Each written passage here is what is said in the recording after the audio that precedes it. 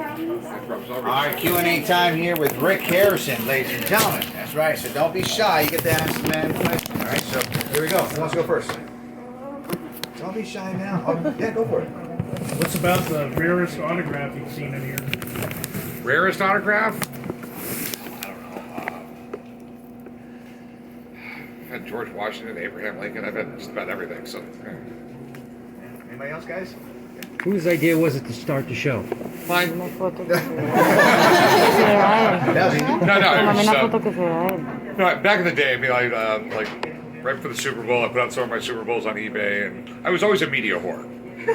Okay, so and I had PBS do a documentary on all these different things, and like every time I did that, it was good for business. So for 4 years, I pitched a reality show, hoping I'd just get a season or two. Just hoping it would be good for business. Never figured it would turn into 13 years. So. Anybody else, guys? How did CHUMLEE get involved with the show? Chum, well, how do you get involved with? Well, how do you get involved in my life? Yeah. There you go. So literally, Corey and Chum really were best friends growing up. So Chum was like 11 years old. We were having Thanksgiving. Corey said, "Can Chum eat with us? He ain't got a place to go." Then a month later, there was a stocking over the fireplace, and I was fucked. So. Yeah, go for it. What's the craziest thing somebody ever brought to you? 7 human skulls in a duffel bag. Oh, what? Turns out the guy went to an auction in like the Midwest. There was a dental school. I guess dental schools use plastic ones now, but they had an auction of their old stuff, and he opened up a box. And there were 7 human skulls, and like, no, I'm cool. I don't want it. Most expensive item ever? That'd be my ex-wife. Second ex-wife. Back there, yeah. The easiest money besides today. Easiest money besides today. Easiest money you made besides today. I don't know. I get paid stupid money to do commercials for some really big companies. It's god-awful money. Most expensive Super Bowl ring. Just sold a Patriots Super Bowl ring for $100,000. There you go. Wow. Yeah. Most expensive item you ever sold, like the whole. Well, like I said, the most expensive would be my second ex-wife. Third, okay. First and most expensive would be second ex-wife. Second one would be third ex-wife. Yeah. Yeah. Have you ever thought to be that big? That's a question for Lam. What? Otra vez? Have you ever thought to be this big? Like Like you on thought you the- were you know, gonna like like on the blow TV up show. like this. Oh no. I'm not understanding the question, so. I did. Like, did you ever think you would be as famous and as? Oh no. you I are just like today? that. No. It's really weird because I got famous when I was in my 40s. I was just a redneck, so like, yeah, I like hanging out on my ranch and stuff like that. I'd rather be on my tractor than here most of the time. But I make most of my money here, so like. And what was that moment where you had that aha moment where you said, "I've made it"?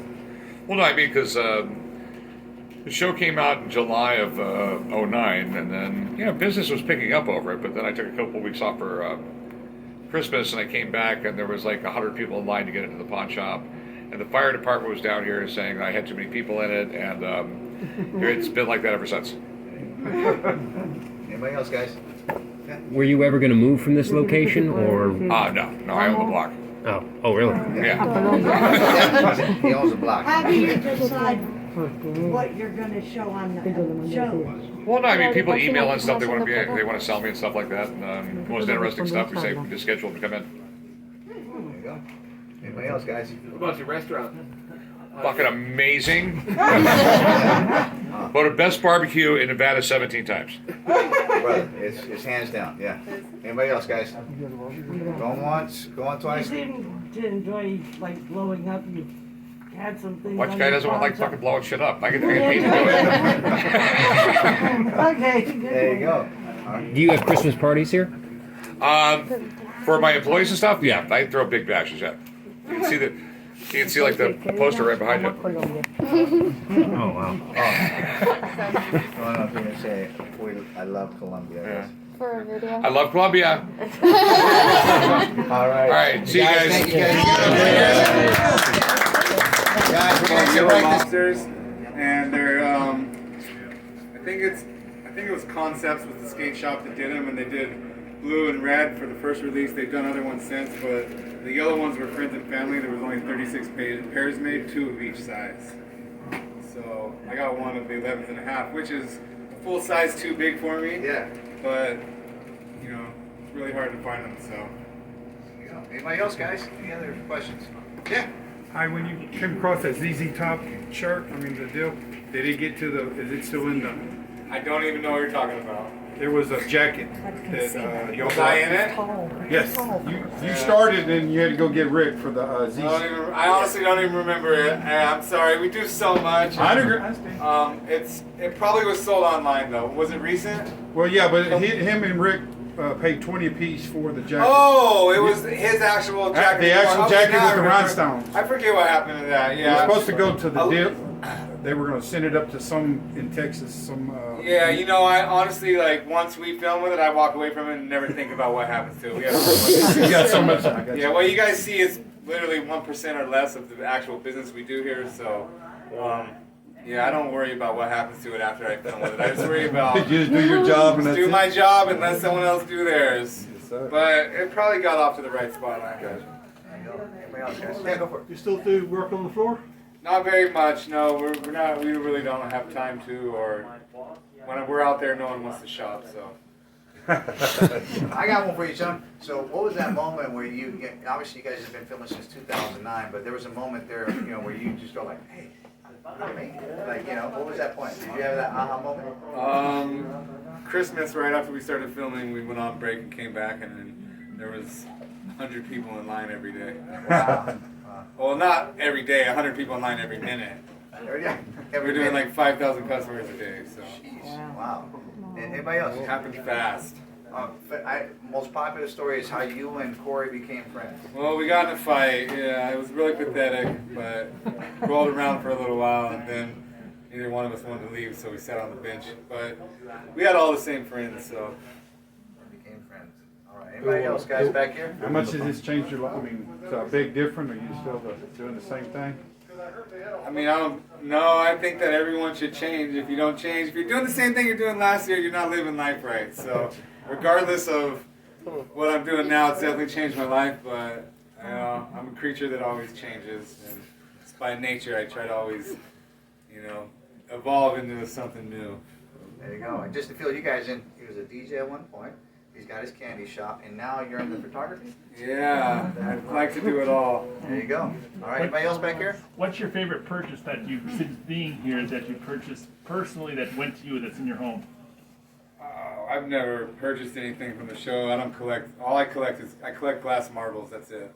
I don't collect anything else really. I'm trying to think though. I do like the samurai swords though. If I was gonna buy anything and take it home, it would be like one of those samurai swords that's 500-600 years old. But I don't really decorate my house. There's not very much going on in there. I like very plain minimalist style. So I do like a lot of the stuff that comes in, but I don't ever take anything home. Before the show, we used to take stuff home, like normal stuff like TVs, and I buy art from here and stuff like that. But as far as items on the show, I guess the only thing I had a Viking bracelet from the show, but I lost it, so I don't know what happened to it. That was really really cool.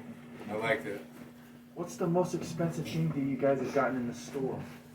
That's another question I can't answer. I mean, we've had $1 million items in here multiple times, so I mean, it just we get $100,000 items all the time. Guitars, gold, all kinds of stuff. We get tons of stuff, but I don't really know what stuff sells for. I don't pay attention to that side of it. I just pay attention to the side. We bring it in for this price, but I do know all the time. Several times a year, we sell some for $100,000 or around that neighborhood, but.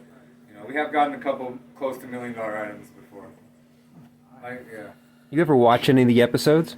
I watch them all before they come out. I just usually fast forward through everyone's parts and watch mine. I do it just to see how they're editing me, because they change editors, every season. So it helps me do my job if I know how they're editing me. Oh, so he's a student of his craft. I like Actually, that. about 2 months ago, I was in Philadelphia, and I turned on the TV and dropped the remote control and Pawn Stars was on, so I got stuck on it for like an hour and a half. It's on my computer. I was like, I don't want to get the remote. I'll just leave it. And then eventually I got sick of Rick's voice, so I got. Yeah. Do you go out in public like a lot or? Yeah. I mean, I'm doing my fair share of stuff. I do a lot more now than I did, you know, at the beginning. Does the people stop you a lot?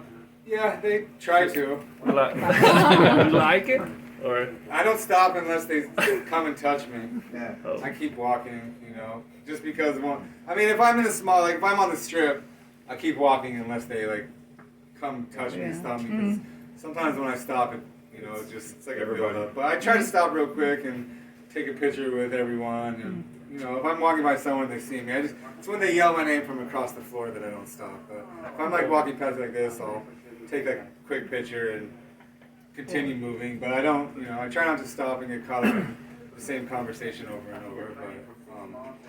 But I don't necessarily enjoy it, but it is what it is, and I wouldn't trade it. So I try to live on the motto that, you know, it's easier to take a picture with someone and send them away happy than, you know, to send someone away hating at me. That's when people scream and curse at me what an a-hole I am and this and that. So. Now, have you ever had somebody call out like a different celebrity name and you're like, oh, geez, no? Big Hoss all the time.